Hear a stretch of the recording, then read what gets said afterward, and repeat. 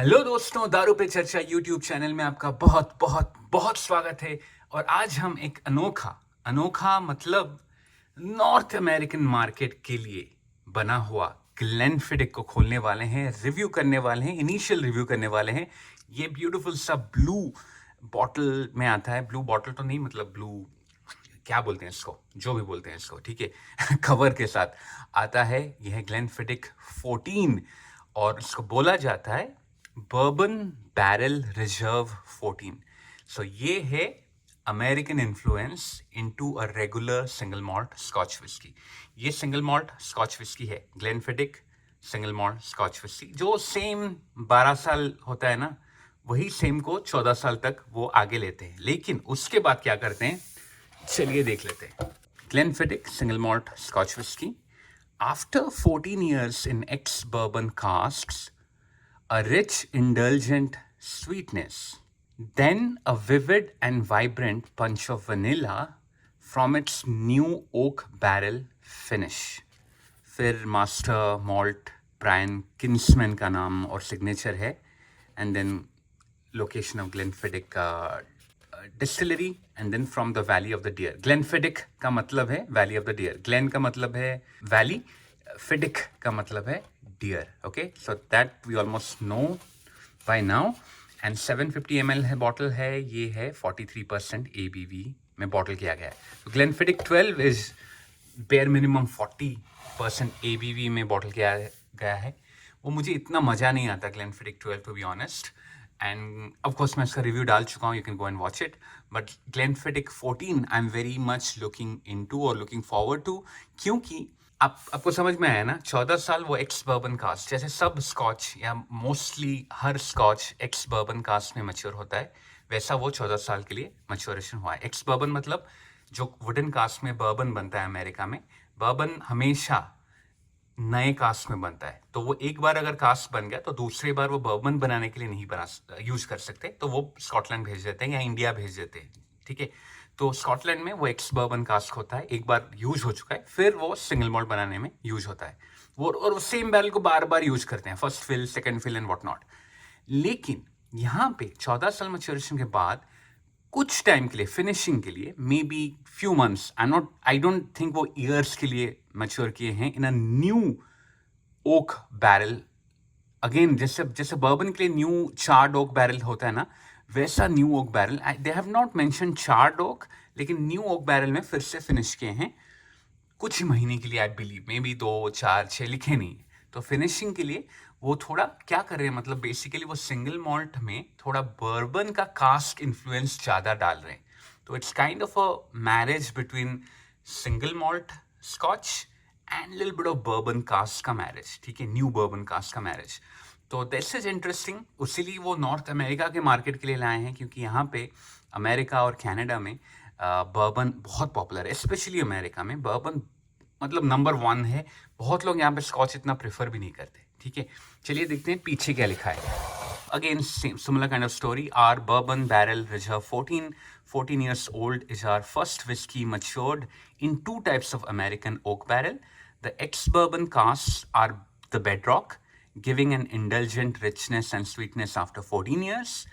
Then we shake it awake in deep charred new oak barrels for a vivid and vibrant punch of vanilla. Okay, so ये deep charred है, new oak barrel deep charred, मतलब पूरा जो नया okay barrel bourbon के लिए बनाया जाता है चार करने के बाद, मतलब जलाने के बाद उसका अंदर का कोटिंग, अंदर का सरफेस, उसी बैरल में फिनिश करते हैं for few months, I believe, right. तो वही बढ़िया सा मैरिज है। फिर यहाँ पे वैली ऑफ द डियर भी लिख दिए हैं। Glenfiddich means valley of the deer in Gaelic. Gaelic एक ancient, I don't know if ancient है, अभी भी यूज होता है, लेकिन आई थिंक प्रॉब्लम ज़्यादा यूज़ नहीं करते हैं स्कॉटलैंड में। तो गेलिक लैंग्वेज है। Scottish valley perfect for making malts. Robbie Dhu spring water flows here, adding freshness, the backbone of our whisky. The cool microclimate ages our malts slower, bringing depth and smoothness. ठीक है, so they're giving kind of props to the spring water जो fresh water होता है, and the micro climate जो ठंडा सा climate रहता है, छोटा सा बढ़िया सा क्लाइमेट उनके वैली में रहता है, वो अच्छे से मैच्योर करने के लिए, स्लो प्रोसेस में मैच्योर करने के लिए हेल्प करता है। And they believe slow process में ज़्यादा समय तक मैच्योर करने से डेप्थ आता है, रिचनेस आता है, ठीक है। And then skilfully crafted, drink responsibly, imported by William Grant and Sons, जो कि पेरेंट कंपनी है, ये न्यूयॉर्क का एडिशन है। एंड देन उन्होंने लिखा है proudly independent, we are family owned and run, 5 generations and counting. Family is personal and powerful, and independence that lets us set our own standards and write our own rules. Our founding family defied doubters in 1887. We are still proudly forging our own path today. glenfiddich.com. Very nice. Okay, beautiful bottle. या bottle का cover या फिर जो भी इसको बोलते हैं, मुझे पता नहीं इसको क्या बोलते हैं, funnel बोलते हैं, क्या बोलते हैं. Anyways, let's bring out the bottle. There you go. Beautiful bottle. ये नया डिज़ाइन है, जो ट्रायंगल का शेप है वो थोड़ा बदला गया है. आई am not very fond of Glenfiddich 12 का बॉटल, जो कि ग्रीन कलर में आता है. Green colour is not my preferred colour. मुझे विस्की का कलर देखना पसंद है, तो मुझे ट्रांसपेरेंट बॉटल पसंद है. एंड आई थिंक ये जो ब्लू का मैरिज है, इट्स वेरी ब्यूटिफुल. मेरे कलेक्शन में अगर कोई और ब्लू का है तो वो किल्होमन माखिरबे है. वो भी ट्रांसपेरेंट बॉटल में ब्लू कलर का ब्रांडिंग के साथ आता है. And this is the other bottle if I remember correctly, ये वाला ब्लू जो वाइब्रेंट ब्लू है. तो I think both I am very fond of. By the way, ये जो स्टैग या डियर का लोगो है, this is beautiful. The same is reflected here. Beautiful presentation. Okay, Glenfiddich 12 मुझे पसंद नहीं, ग्लेनफिडिक 14 ने मेरा दिल जीत लिया है, ठीक है. तो चलिए, यहाँ पे क्या लिखा है, सेम चीज लिखा है. And the other thing that I like about Glenfiddich 14 is a 43% ABV में आता है, नॉट 40% लाइक ग्लेनफिडिक 12. या एंड ग्लेनफिडिक 15 भी शायद 40% में आता है. Glenfiddich 18 if I remember comes with 43% ABV. तो 14 and 18 possibly, but 14 I am sure आपको इंडिया में नहीं मिलेगा unless you buy it from North America. तो ये थोड़ा अनोखा है, बट मेरे रिव्यू देख लीजिए. कभी आपको मौका मिले, अगर मैं अच्छा बोलता हूँ इसके बारे में, then definitely go and grab one for yourself. But let's, uncork it and make a peg for myself.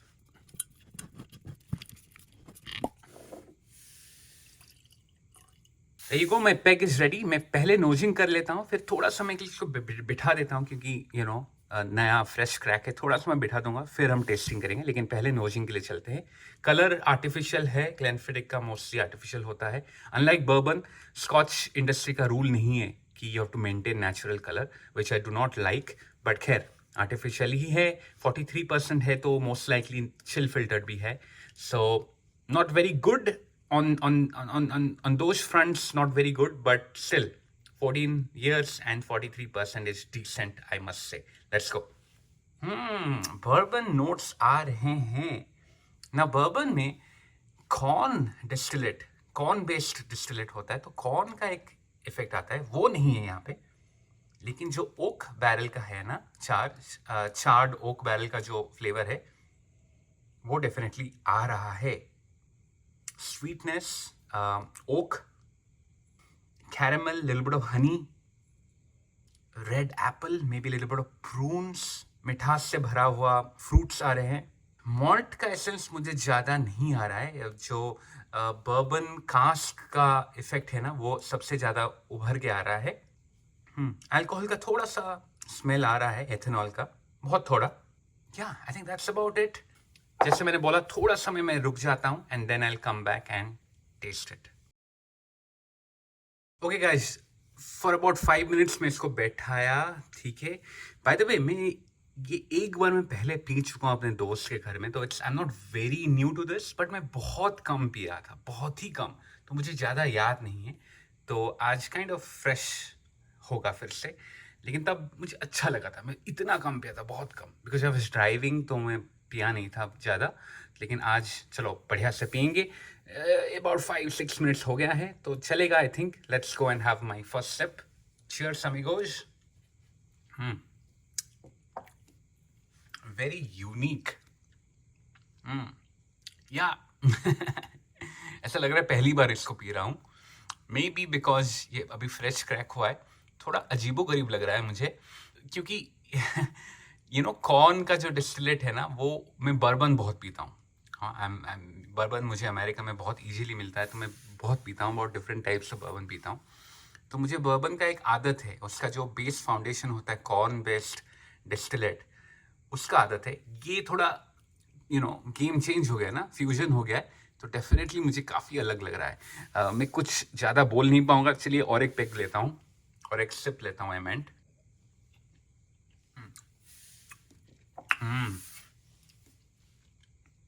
Middle palette में मॉल्ट का एसेंस आ रहा है, एंड आई थिंक ये जो सेकंड और थर्ड सिप में लिया, अब मुझे थोड़ा बैठ रहा है, थोड़ा मज़ा आ रहा है। आई थिंक इसमें थोड़ा पानी डालूं तो शायद वो बटरी मॉल्टी जो टेक्सचर होता है ना सिंगल मॉल्ट का, वो थोड़ा अच्छा निकल के आएगा। But in terms of mouth feel it's decent for 43%। I think it's pretty good. Finishing में मुझे ज़्यादा कुछ नहीं आ रहा है, एक रह रहा है, एक ठहराव है, थोड़ा समय के लिए फिनिशिंग है, medium finish I would say. But मुझे ज़्यादा कुछ स्पाइसेस, जनरली फिनिशिंग में मुझे बहुत स्पाइस आता है, may be black pepper and other spices, right, baking spices. इसमें थोड़ा थोड़ा आया, लेकिन मैं ज़्यादा कुछ कॉम्प्रीहेंड नहीं कर पाया। थोड़ा पानी डाल देता हूँ, few drops, may be 4, 1 2 3 and 4. Now let me go for my next sip. अभी फिनिशिंग में मुझे थोड़े बहुत स्पाइसेस आ रहे हैं। somehow malt essence थोड़ा कम गया, which is rare. Let me have another sip. Yeah, I mean, पानी की शायद जरूरत नहीं थी।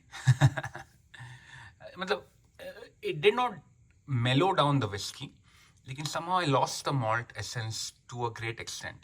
I don't know. ये फिट रहा है, आई थिंक विस्की फिट रहा है, थोड़ा टाइम लगेगा शायद इसको फिटने में। मैं पूरा बर्बन भी नहीं कर सकता, पूरा सिंगल मॉल्ट भी नहीं कर सकता। This is a unique whisky. I am happy to have it in my bar, क्योंकि मैं इतना विस्की बॉटल है ना मेरे पास, मतलब बहुत ज़्यादा भी नहीं है, but close to about 40 bottles है। तो मैं बहुत फ्रीक्वेंटली विस्की कंज्यूम करता हूँ, वीक को 3-4 बार तो पीता ही हूँ, लेकिन I like to taste different whisky. तो मेरे जो टेस्ट प्रोफाइल है ना इन माई विस्की कलेक्शन बहुत वेरीड है, and this is an addition to my varied taste within my whiskey collection. So I'm very happy कि ये है मेरे पास अभी। Not only ये 14 years को represent कर रहा है, but ये एक unique taste profile लेके आ रहा है, which I really appreciate. मेरे first go में मुझे बहुत अच्छा नहीं लगा, बहुत खराब भी नहीं लगा, खराब तो बिल्कुल नहीं लगा, लेकिन बहुत अच्छा अभी तक नहीं लगा है। सेकेंड और थर्ड सिप मुझे बिना पानी का अच्छा लगा था। I was trying to love it more. पानी डालने के बाद फिर से थोड़ा अजीबोगरीब हो गया, but I think it will get better with time. थोड़ा और पी लूँ, थोड़ा एयर जा लें, अंदर बॉटल में जा लें, थोड़ा ऑक्सीडेशन हो जाए, I think it will become better.